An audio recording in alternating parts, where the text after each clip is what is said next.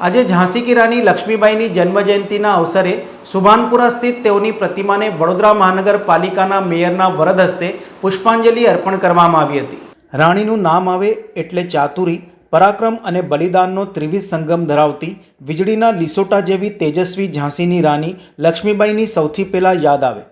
આજે પણ કોઈ સ્ત્રીએ બહાદુરીનું કામ કર્યું હોય તો લોકો તેને તુરંત જ ઝાંસીની રાણીનો ખિતાબ આપીને સન્માનિત કરશે।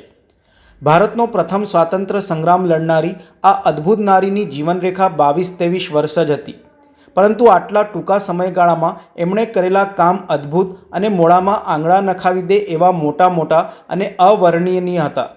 આ પાણીદાર મોતી એટલે ઝાંસીની રાણી લક્ષ્મીબાઈનો જન્મ નવેમ્બર 1835માં વારાણસી કાશીમાં એક બ્રાહ્મણ પરિવારમાં થયો હતો। એમનું પૂરું નામ મણિકર્ણિકા હતું। ઘરના લોકો લાડમાં એમને મનુ કહેતા હતા। 4 વર્ષની ઉંમરે જ બાજીરાવ પેશવાના પુત્ર નાના સાહેબની સાથે શસ્ત્રોની સાથે ઘોડેસવારી અને શસ્ત્રબાજી તાલીમ આપવામાં આવી અને 12 વર્ષની વયે તો મનુએ ભલભલા અનુભવી યોદ્ધાઓને માત આપવા માંડી હતી। ઈસવીસન 1842માં એમના લગ્ન ઝાંસીના 40 વર્ષના રાજા ગંગાધરરાવ નિવાલકર સાથે થયા હતા। ઈસવીસન 1842માં એમના લગ્ન ઝાંસીના 40 વર્ષના રાજા ગંગાધરરાવ નિવાલકર સાથે થયા હતા અને ઈસવીસન 1853માં તે અવસાન પામ્યાના સમાચાર અંગ્રેજોને મળતા જ ડેલહાઉસીના ખાલસા નીતિને ધ્યાનમાં રાખી અંગ્રેજોએ રાણી લક્ષ્મીબાઈના દત્તક પુત્ર દામોદર રાવને બાળક ગણીને ઉત્તરાધિકારી ગણવાની ના પાડી દીધી અને ઝાંસીને અંગ્રેજ સરકારનો હિસ્સો જાહેર કરી દીધો। ત્યારે જ વીરાંગના લક્ષ્મીબાઈએ મેં અપની ઝાંસી કભી નહીં દૂંગી જેવા દ્રઢ નિશ્ચય કરીને અંગ્રેજોની એ જાહેરાતનો વિરોધ કર્યો। આખરે 4 જૂન 1856ના રોજ બળવા વખતે રાણીએ ઝાંસીનો કિલ્લો જીતી લીધો અને ઝાંસીના સિંહાસન પર ખુમારીભેર બેસી ગયા। વીરાંગના લક્ષ્મીબાઈએ સ્વયંસેવક સેનાનું સંગઠન કરી ત્યાંની મહિલાઓ સહિત નાગરિકોને યુદ્ધ પ્રશિક્ષણ આપવા માંડ્યું હતું। વીરાંગના લક્ષ્મીબાઈએ તેમના કાર્યકાળ દરમિયાન અંગ્રેજો સામે અનેક યુદ્ધ જીત્યા હતા। સતસત નમન છે આવી વીરાંગના ઝાંસી કી રાનીને।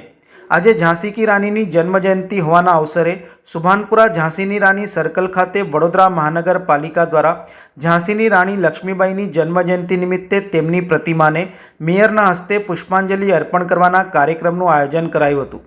પુષ્પાંજલિના કાર્યક્રમમાં mayor Pinkiben Soni, deputy mayor Chirag Barot, deputy municipal commissioner Hasmukh Prajapati, યુવા કાઉન્સિલર શ્રી રંગ રાજેશ આયરે, પૂર્વ councillor Purnimaben Ayre, ward number 8 અને 9ના કાઉન્સિલરો, વડોદરા મહાનગરપાલિકાના પદાધિકારીઓ ઉપસ્થિત રહ્યા હતા તથા રાણી લક્ષ્મીબાઈની પ્રતિમાને પુષ્પાંજલિ અર્પણ કરવામાં આવી હતી। ઝાંસીની રાણી લક્ષ્મીબાઈની જન્મજયંતિ નિમિત્તે વડોદરા શહેર કોંગ્રેસ સમિતિ દ્વારા રાણી લક્ષ્મીબાઈની પ્રતિમાને પુષ્પાંજલિ અર્પણ કરવામાં આવી હતી। પુષ્પાંજલિ કાર્યક્રમમાં શહેર કોંગ્રેસ પ્રમુખ ઋત્વિજ જોશી, વિપક્ષી નેતા ચંદ્રકાંત શ્રીવાસ્તવ, પૂર્વ પ્રમુખ ભીખાભાઈ રબારી, કાઉન્સિલર બાળુભાઈ સુર્વે, કોંગ્રેસના કાર્યકર્તાઓ અગ્રણીઓ ઉપસ્થિત રહ્યા હતા તથા પુષ્પાંજલિ અર્પણ કરી હતી। અને પરાક્રમનો પર્યાય આ ત્રણેયનો ત્રિવેણી સંગમ એટલે ઝાંસી કી રાણી લક્ષ્મીબાઈ। એક મહિલા, એક નારી, અને નારી એટલે શક્તિનો પર્યાય। એને ખરા અર્થમાં નારીના અર્થને સાર્થક કર્યો હોય ને તો ઝાંસી કી રાણી લક્ષ્મીબાઈ, જે વીજળીના લીસોટા જેવી તાકાતવર હતી, તો સાથે ભારત દેશના પ્રથમ સ્વતંત્ર સંગ્રામની લડત આપી અને અંગ્રેજ સરકાર પર વિજય પણ મેળવી અને સમગ્ર વિશ્વને નારી શક્તિની પહેચાન કરાવવા વાળી। પરંતુ અફસોસ એ વાતનો પણ છે કે વીજળીના પલકારે મોતીડા પરવું એવી માત્ર 22-23 વર્ષની ઉંમરની જીવનરેખા સાથે આવેલી આ નારી રત્ન એની આટલી નાની આયુષ્યની ઉંમરની અવધિમાં પણ મોટા મહાવીરો અને મોટા બળવાન લોકોને, રાજાઓને અને અંગ્રેજોને પણ હંફાવે અને શરમાવે એવી શક્તિશાળી હતી। આજે પણ અત્યારના સમયમાં પણ જ્યારે કોઈ નારી કંઈક શૌર્યનું અથવા પરાક્રમનું કાર્ય કરે છે ત્યારે તેને પણ ઝાંસીની રાણીની ઉપમા આપીને જ નવાજવામાં આવે છે। આજરોજ ઝાંસી કી રાની લક્ષ્મીબાઈના જન્મજયંતિ અવસર પર મહાનગરપાલિકા દ્વારા પ્રતિવર્ષ એમની પ્રતિમાને પુષ્પાંજલિના કાર્યક્રમનું આયોજન કરવામાં આવતું હોય છે। તેમ બધાની સાથે મળી અને સાથે ખુશીની વાત એ પણ છે કે નારી શક્તિનું જે સન્માન છે અને ત્યાં મોટી સંખ્યામાં નારી શક્તિ પણ ઉપસ્થિત રહી સૌએ સાથે મળી પ્રતિવર્ષ કરવામાં આવે છે તેમની પ્રતિમાને પુષ્પાંજલિ હૃદયાંજલિ અર્પણ. सन 57 में वो तलवार पुरानी थी, बूंदे लेहर बोलो ने हमने सुनी कहानी थी, बहुत लड़ी मर्दानी वो तो झांसी वाली रानी थी. એવા વીરાંગના રાણી લક્ષ્મીબાઈ જેમનો આજના દિવસે જન્મજયંતિ છે. દર વર્ષની જેમ આ વર્ષે પણ વડોદરા કોર્પોરેશન દ્વારા તેમજ સાઈનાથ એજ્યુકેશન ટ્રસ્ટ દ્વારા અમારા દ્વારા પણ આ સર્કલને દર વખતની જેમ આ વર્ષે પુષ્પાંજલિનો કાર્યક્રમ રાખવામાં આવ્યો હતો. માનનીય મેયરશ્રી દ્વારા સૌપ્રથમ હાર પહેરાવીને માનનીય મહારાણી લક્ષ્મીબાઈજીનું જે અમારું સ્ટેચ્યુ છે ઝાંસી રાણી સર્કલ સુભાનપુરા ખાતે આવેલું તેને આજે પુષ્પાંજલિનો કાર્યક્રમ રાખવામાં આવ્યો હતો.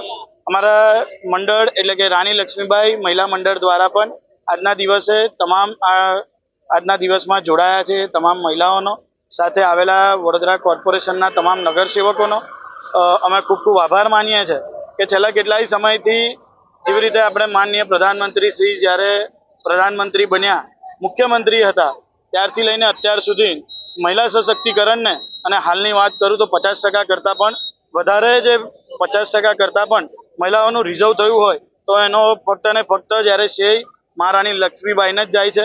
કેમ કે એકલા 300 ફિરંગોની સામે લડવું એ ખૂબ જ મોટી વાત છે ને આજના જમાનાની અંદર જો કોઈ કંટાળીને જો ડિમોટિવેટ થતા હોય, કોઈ મહિલાઓ ડિમોટિવેટ થતી હોય તો તેમને અમે કહેવા માંગીએ છીએ કે મહારાણી લક્ષ્મીબાઈ દ્વારા જેવી રીતે લડત ચલાવવામાં આવી હતી 300 ફિરંગીઓની સામે એકલા હાથે લડ્યા હતા એવી જ રીતે આજના પણ મહિલાઓને સમય આવ્યો છે, બદલાવાનો સમય આવ્યો છે જ્યારે પ્રગતિનો. તો તમામ મહિલાઓને આજના દિવસે મારા વિસ્તારની તમામ માતા બહેનોને વીરાંગના મહારાણી લક્ષ્મીબાઈ જન્મ જયંતિ નિમિત્તે સૌને હું ખૂબ ખૂબ શુભેચ્છા પાઠવું છું.